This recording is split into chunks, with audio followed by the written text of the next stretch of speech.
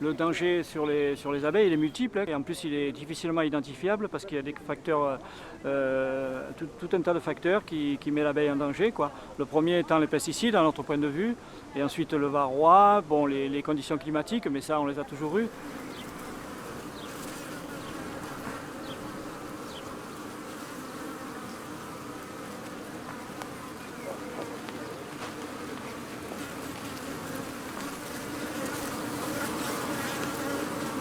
Les abeilles nous servent essentiellement à réaliser ce qu'on appelle la fécondation des fleurs, c'est-à-dire qu'elles vont visiter les fleurs, toucher le pollen des étamines et donc réaliser la fécondation pour obtenir un fruit relativement lisse et de belle forme.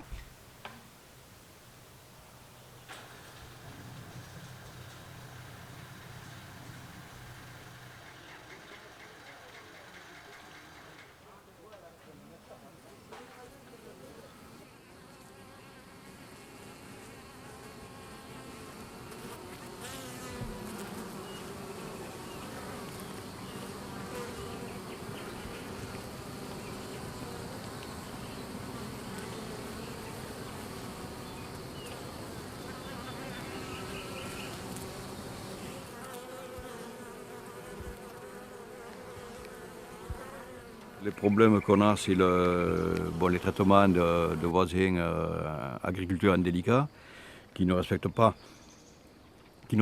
les indications qu'il y a sur les produits de traitement, donc à savoir les périodes de traitement, en dehors des floraisons, le matin bonne heure, pour ne pas perturber le travail des abeilles.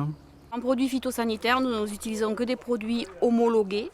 Nous avons une fiche phytosanitaire. Et nous respectons les produits homologués en culture aux fraises et surtout les produits qui sont compatibles avec les pollinisateurs. Nous n'employons pas d'autres produits.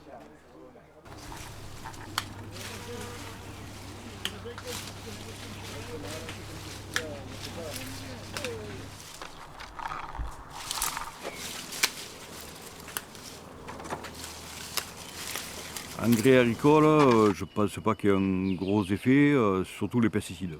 Donc protection des semences, l'arrobage des semences, qui est pour une bonne partie la cause de la désorientation des abeilles, puis la mortalité. On peut très bien imaginer qu'un ravageur va venir décimer votre semis. Donc vous avez quoi? Tout à recommencer. Or en l'occurrence, aujourd'hui, on est capable, si vous voulez, ce qu'on appelle d'enrober une graine.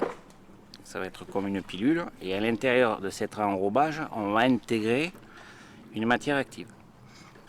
Et cette matière active, au fur et à mesure du développement de la plante, cette matière active va diffuser à l'intérieur. Et donc la plante va se protéger avec cette matière active.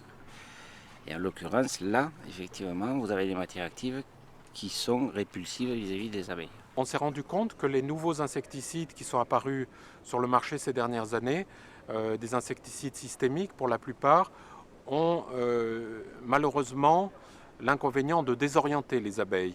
C'est-à-dire qu'en fait, les abeilles ne meurent pas avec ces insecticides, mais elles ont des problèmes pour mémoriser leur itinéraire ou pour garder correctement leur orientation, et elles ont du mal à revenir à la ruche.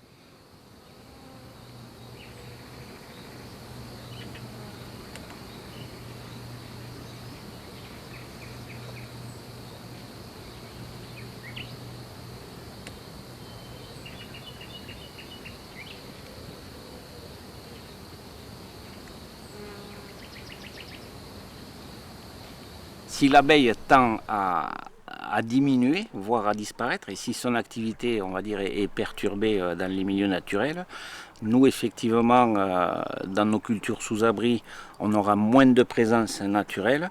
Donc, effectivement, il faudra qu'on trouve des solutions de remplacement. Et en l'occurrence, le bourdon peut être une solution de remplacement, sachant qu'on peut l'élever de manière artificielle et donc, je veux dire, le positionner dans nos exploitations de manière rationnelle, sachant que bon, on peut avoir des réceptions de ruches en 48 heures, sachant qu'une ruche va avoir une durée de vie comprise entre 6 et 8 semaines. Je travaille avec des abeilles locales, donc ce sont des abeilles qui sont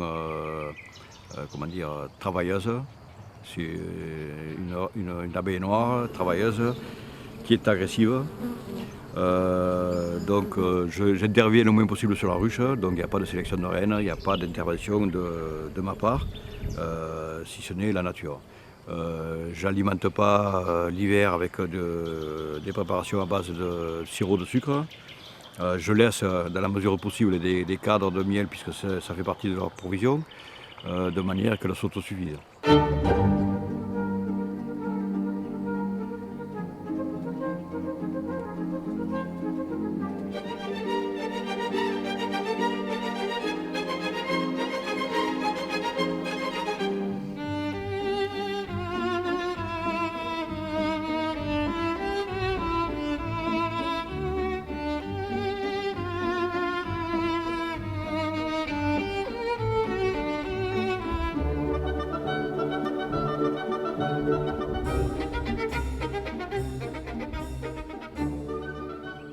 Il y a deux choses qui sont importantes aujourd'hui, savoir jongler avec la nature, utiliser au maximum la nature, et si on ne peut pas, si la culture est un peu en danger, on va intervenir avec des molécules ciblées, mais de manière à ne pas tout détruire.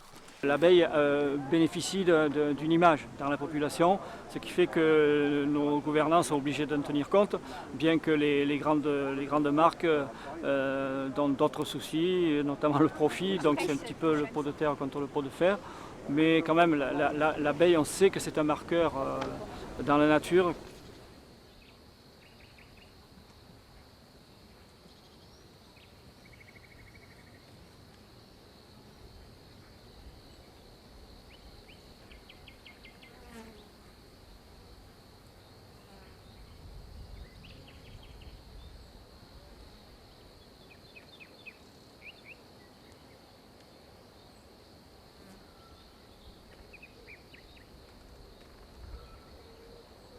La lutte intégrée, ce sont des petites bestioles qu'on lâche sous cette forme-là. Dans ces sachets, il y a de la sciure. Dans cette sciure, il y a des œufs.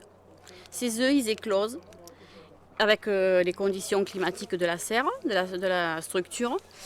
Et se développent des petites bébêtes qui vont dans les plantes et qui vont chercher à manger les ravageurs qu'il y a sur les plantes. Voilà. Et ça nous évite, avec ce système-là, le PBI, ce qu'on appelle ça le PBI, ça nous évite de traiter avec des insecticides des produits nocifs, très nocifs. Plus on va porter d'attention à la culture, plus on va utiliser la lutte biologique, et plus on va améliorer notre productivité et notre qualité.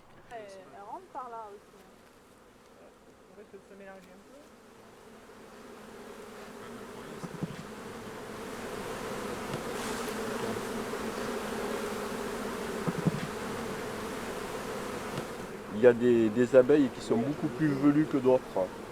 Mais là, ce sont de très jeunes abeilles qui viennent de naître. Oui, par exemple.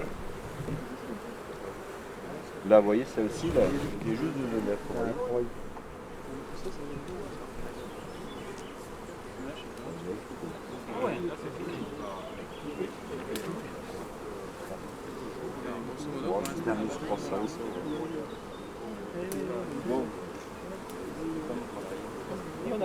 Je voulais vous poser une question. J'ai besoin d'une reine.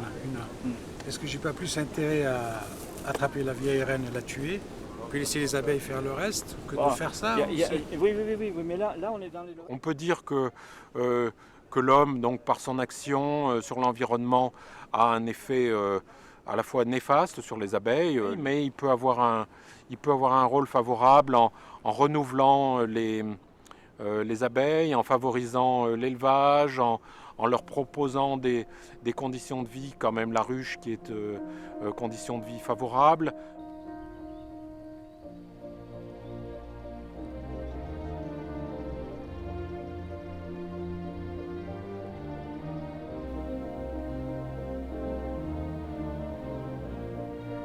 Le jour où on va vraiment ressentir qu'il n'y a plus d'abeilles,